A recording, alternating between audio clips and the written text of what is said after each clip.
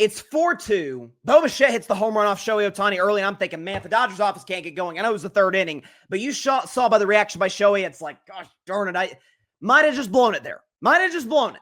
And Shohei's been really good on the mound this postseason. He thought he blew it.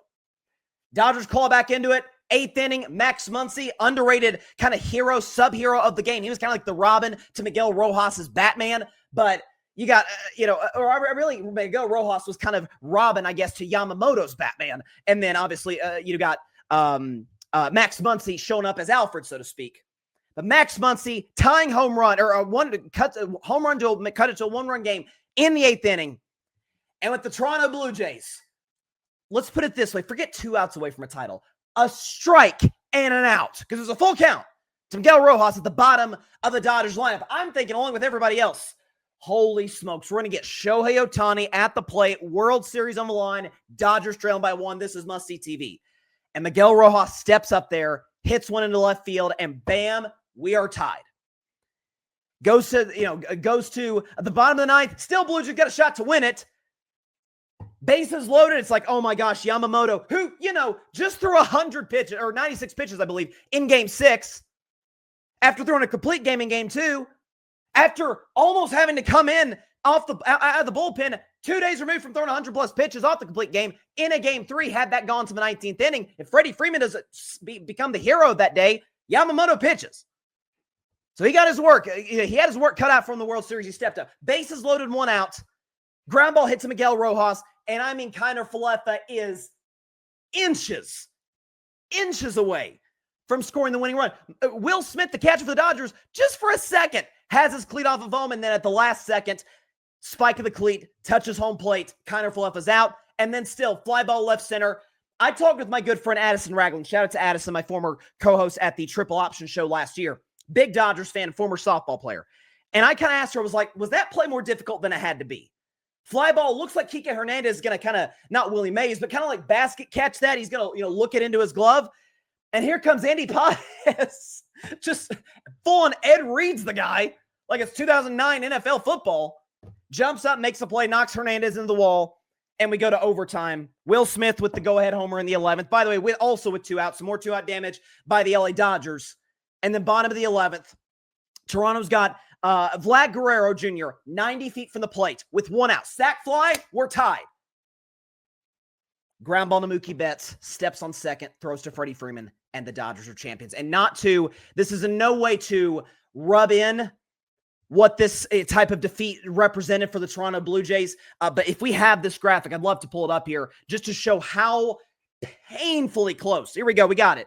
The Toronto Blue Jays were to winning a title. So lost in 18 innings in Game 3. That was devastating. And then, but by the way, before they came back to win Games 4 and 5 in Los Angeles, had runners at second and third, no outs in the 9th of Game 6, 2 outs away from a title in Game 7 before, obviously, the Rojas homer.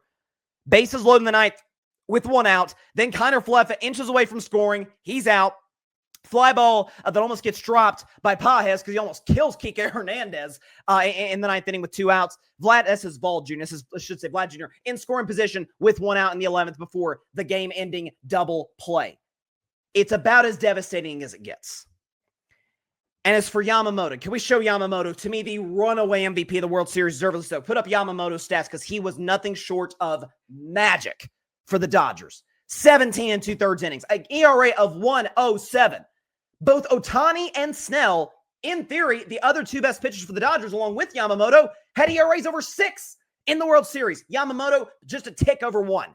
15 strikeouts, 3-0 record. You see right there, first pitcher since the great Randy Johnson with the Arizona Diamondbacks in 2001 to win 3 games in the World Series. We really haven't seen a pitching performance like this since what we saw from Madison Bumgarner with the San Francisco Giants back in 2014. But he didn't win 3 games. He came in a relief effort, got the 5-out save in Game 7 against Kansas City. That's number 1. And number 2, with respect to the Kansas City Royals and Eric Hosmer and Salvador Perez, that team ain't the Toronto Blue Jays. A Toronto Blue Jays team that I talked about multiple times had scored 25 more runs than the Dodgers coming into the World Series.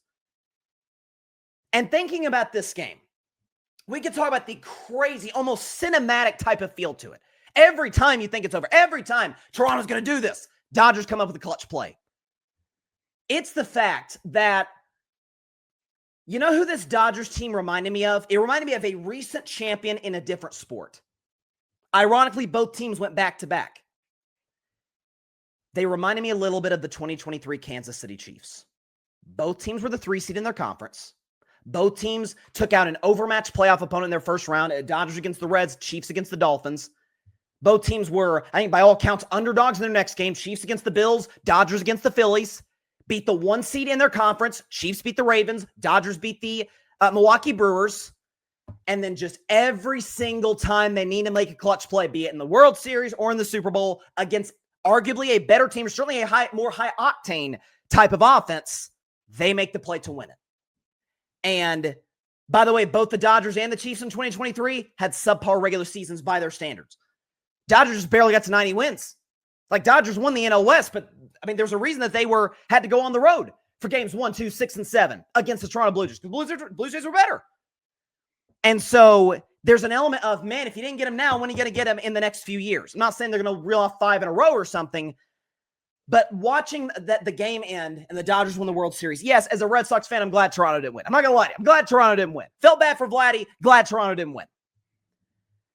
But in a larger sense, for the health of Major League Baseball, Game 7 was a great night. Unless you're a Blue Jays fan, obviously. Because it means for the first time in a quarter century, baseball's not only got a dynasty, baseball's got a villain. Baseball's got a Darth Vader, which football's had really for the entire Super Bowl era, save for a few gap years in between. Right now, it's the Chiefs, it was the Patriots, it was the Cowboys, it was the Niners, it was the Steelers, it was the Packers. NBA, isn't the NBA kind of going through a dry spell because of the god-awful CBA? And I've talked about that in the show with Adam Silver, the horrible CBA that basically prevents teams like Oklahoma City, for example, from becoming a dynasty. Because last I checked, NBA is at its most popular when the Lakers and Celtics were dominating in the 80s, and the Bulls in the 90s, and the Shaq Kobe Lakers early 2000s, and the Warriors in the 2010s. That's when the NBA is most popular. Why? Because there's a Joker to everybody else's Batman. There's a Darth Vader to everybody else's Luke Skywalker. There's a Thanos to everybody else's Iron Man. In other words, everybody kind of unifies around that one team. Oh, man, I hope David can beat Goliath in this match. I hope David can beat Goliath in the World Series or the Super Bowl or the NBA Finals. And when they do, because the Dodgers run is going to last forever. No run does. When that team eventually gets over the hump and does beat, well, let's say we get a rematch in 2026 and the Blue Jays beat the Dodgers to beat a 3-decade curse. Folks, you cannot tell me that would not feel differently than if they'd beaten the Phillies or the Padres or the Brewers or the Cubs. It does. It felt different for the Cavs beating the Warriors in 2016 than it would have felt if they'd beaten the Thunder or the Spurs. It just does. And that's, I mean, ask the Detroit Pistons what they felt when they finally got over the Lakers in the late 80s, or what the Bulls felt like when they finally got over the Pistons in the early 90s. There's a bit of a climbing the mountaintop type of vibe with it, and you're going to see that somewhere in the future. Eventually, someone is going to conquer the giant that is the Dodgers. And before I have to hear about payroll and they bought their way to a title, never forget, and I'm sure my guy Alfred is watching, shout out to Barry Gritton Jr. as well, big Mets fans, but, and this isn't a shot at them, it's a shot at the organization. Never forget the Mets, $300 million payroll the last 3 years, and they missed the playoffs 2 of those 3 years. Couldn't even get in the postseason over the small market Cincinnati Reds this year in what was in the middle to bottom of the NL, kind of a weak, weak league. Couldn't get in the postseason 2 of the last 3 years, the New York Mets. Don't forget the New York Yankees, who haven't won a title since 2009. It's been 16 years. There's a whole generation of kids that have never known the Yankees to be a great franchise in terms of a championship-winning, type of franchise. Philadelphia Phillies still can't get over the hump. Every year it feels like division series, NLCS, they disappoint you against Arizona or Atlanta or the Dodgers.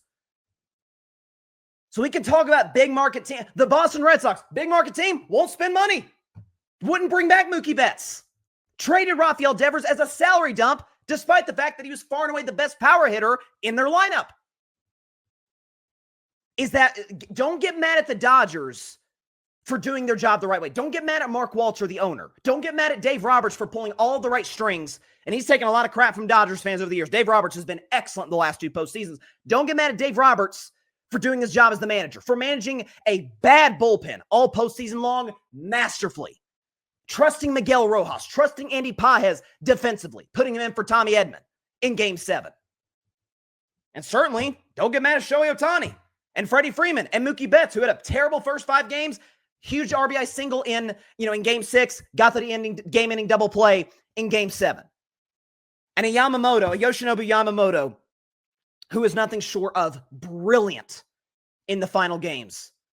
Or really not the final games, all series, really going back to Game 2 against Milwaukee. Complete game against Milwaukee in Game 2, complete Game 2 against Toronto, almost pitches in Game 3 because how long the game went, saves the Dodgers season in Game 6, and closes the deal in Game 7. That was incredible. It truly, truly was. And so, congrats to the Dodgers. Baseball, finally, after decades without it, has a villain, has a bad guy, has a Goliath that all the rest of the Davids are coming after. And when they do, how satisfying will that be?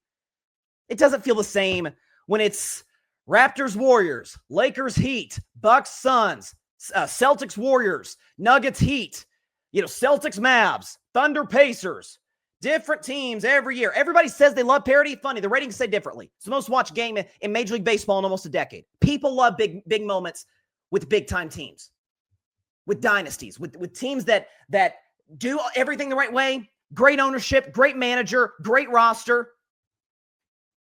Get mad at your big market. And I'm talking about big market teams. And I'm not talking about the Tampa Bay Rays, Kansas City Royals, or Colorado Rockies. I'm talking about the Red Sox, both New York teams, the Phillies, the Padres. You've got resources similar to LA. You're just not willing to spend the money like the Dodgers are. Blue Jays darn sure don't have the resources the Dodgers did. They probably should have won the series. It's not the Milwaukee Brewers won more games than anybody in Major League Baseball. Anybody acting like a Dodgers championship was just always inevitable. It was always going to happen. Or lying to themselves or telling a revisionist story, because that simply was not the case. After they beat the Reds, I can't not count the number of people that thought they were going to lose to Philadelphia in round 2. Some thought they'd lose to Milwaukee. A lot of people thought they'd lose to the Toronto Blue Jays, especially after it was 3-2 going back to Toronto. So that was a lesson in handling adversity, the heart of a champion, all the cliches we hear about. The Dodgers showed every bit of that to be a very real thing. They are a dynasty, 3 titles in 6 seasons, and this was one of the heroes. The hero was Yamamoto, but the Robin to his Batman, Miguel Rojas, who never, if it's not for this guy, Yamamoto's not even in position to win the game. This was Miguel Rojas after the game with Tom Verducci talking about the win for the Los Angeles Dodgers and that game-tying hit in the 9th. Yeah, I was never trying to hit a home run. I think this is the first home run against a right-handed pitcher during the whole year, and it came to the biggest part of my life and my career, in front of these fans and in front of the city of LA and my teammates. Kind of like battle, and I can really describe right now the emotions that I felt. Not just tying the game, but giving the opportunity to bring Yamamoto for another spectacular performance. That guy is everything that you can ask for. I have to put my teammates in front of me because I wasn't able to do whatever I did today because without the confidence of Doc, my teammates, and everybody who kind of believe in me. I mean, listen, obviously a humble kid, just had the biggest hit of his life, one of the biggest hits literally in Dodgers franchise history. And they've had a lot of them in the last 2 years, 2 of them by Freddie Freeman. But that was just an all-time sports classic. Forget baseball. That was an all-time classic game in all of sports. Thanks so much for watching the show on YouTube, and be sure to go click that big red subscribe button and check out the other clips and full shows from Carving It Up Live, as well as our other incredible content creators here on the Grid Network.